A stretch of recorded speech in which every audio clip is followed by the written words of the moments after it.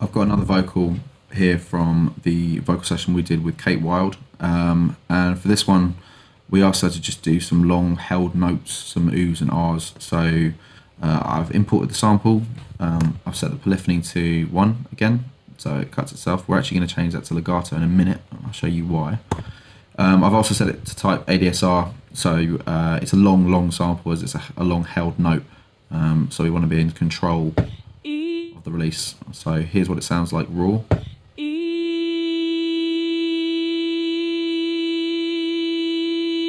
And that goes on for a long time. So with this, I'm going to essentially build a mono synth sound that's playable. If you're into future bass, chill trap, experimental future music, you'll have heard the gliding portamento vocal sound. There's a lot of ways of doing it in different DAWs and different systems. There's a lot of ways of getting to that endpoint. This is how I do it in Machine. It's a pretty easy way of getting there. So I'm going to go to sampling. As you can see, it's one big block of vocal. So first of all, I'm going to set a start point. Now, I'm looking for a start point where the note is pretty static in terms of there's not too much vibrato. This first section, there's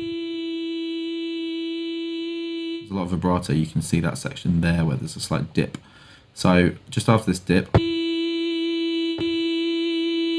is where the note pretty much levels out. So that's going to be my start point. As you can see, this silence on the end, I'm just going to get rid of that. Now I'm not going to truncate this sound straight away, as I might want to move these points. So got my start point.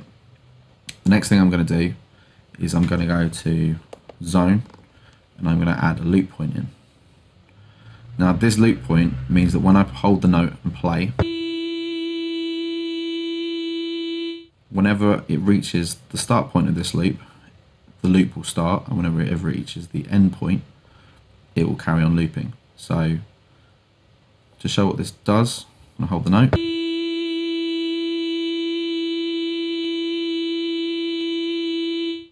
So as you can hear, that's starting to loop, but we've got some clicks in there. You can hear the loop point. Now the end goal for this is for us to not hear the loop at all, so it sounds like a continuous note being held. Easiest way to do this is we're going to zoom in. And when I say zoom in, we're going to zoom right in. So I'm using the right hand knob to zoom in. I'm using the knob next to it to find our spot. So we're zoomed in as close as we can go. So I'm going to move my start point to a zero crossing. Zero crossing is where this waveform hits the zero on this line. So as you'd see with a sine wave, this is sort of similar in a way. It's going up and down over the zero crossing. Now if you can set to the zero crossing at the start, here's our end point, so it's just jumped to end, but we're in the same zoom. So if we go to a zero crossing as well, we've got crossfade here. Now crossfade is going to fade between that start and that end point. I'm going to use a little bit, but not very much, because I don't want to hear a dip in the volume. So I'm going to hold shift and I'm going to push this up to about 20. If you're not using shift, it's going to go in much bigger increments, but so let's have a listen to that.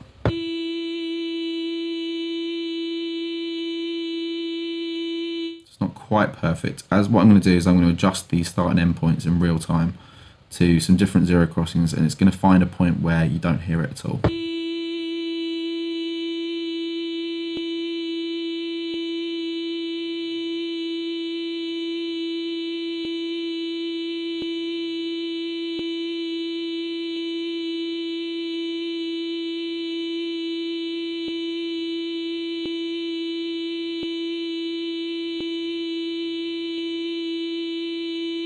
It's not the nicest sound, but there you go.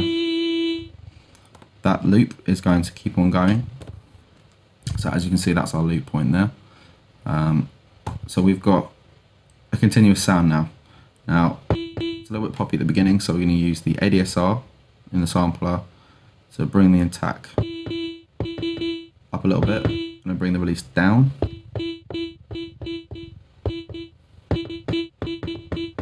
So it gives us a quick release.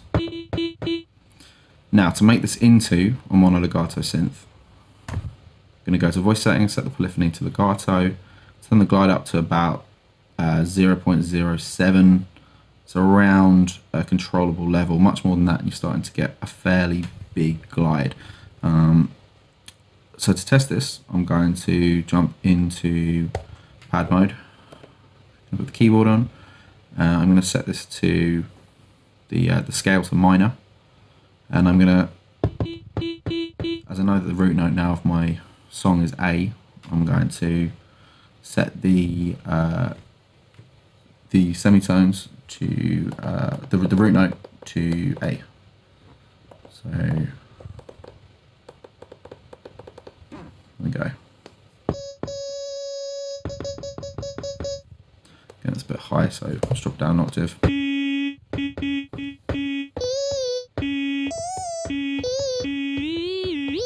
you go. So there's that gliding vocal sound, and just a little bit of processing. I'm going to very quickly add a filter.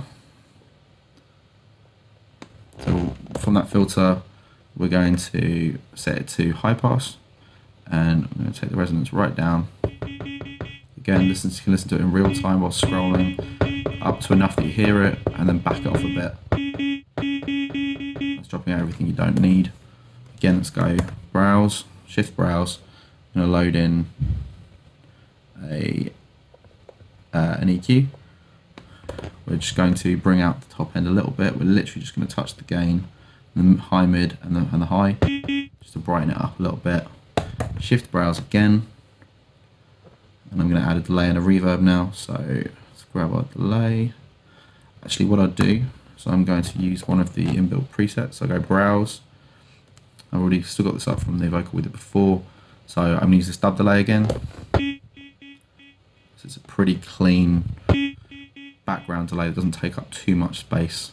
And then going to go to the next insert slot, browse again, and in machine effects I'm going to go to reverb, and I'm going to use one called big and bright, because that's exactly what we want. It's a little bit much, so let's take the mix down, take the size down a little bit. Again, take the wet mix down.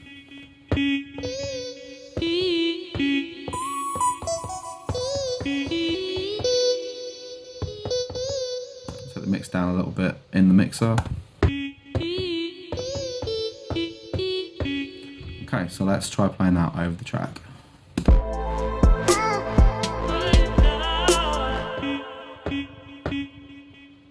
I'm just going to change the root note to bring that into line, as the original sample was obviously not a C.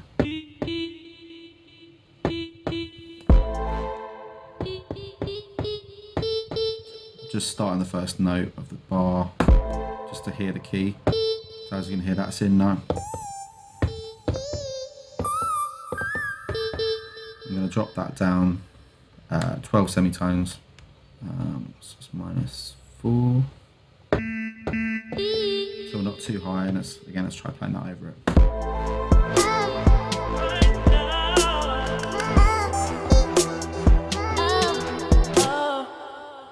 Okay, let's just mute the vocal channel as group G.